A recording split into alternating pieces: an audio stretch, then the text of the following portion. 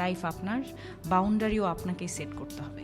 Negativity যেখানে দেখবেন সাথে সাথে সেখান থেকে দূরে সরিয়ে নেবেন নিজেকে। শুনতে খারাপ লাগলেও আপনার কাছের অনেক মানুষ আপনাকে খারাপ দেখতে চায়। তারা চায় সহানুভূতি নামক মলমের তলে একটু কাটা ঘায়ে নুন ছেটাতে। আপনি সিম্পলি সেই সুযোগটাই দেবেন না। অযথা তর্কে যাবেন না, বোঝাতে যাবার কোনো প্রয়োজন নেই। আপনার সামনে কেউ যদি বলে আপনি মূর্খ, তাই মেনে হেসে বেরিয়ে আসুন। ওই যে সময় আর এনার্জি বাঁচিয়ে নিলেন, ব্যাস কেল্লা ফতে। যে যা বলছে শুনে নিন, আর মুচকি হেসে শির দ্বারা সোজা করে নিজের সিদ্ধান্তটা নিজেই নিন। যারা নিজের সিদ্ধান্ত নিজে নিতে পারে তারা আসলে জীবন চেনে, বোঝে।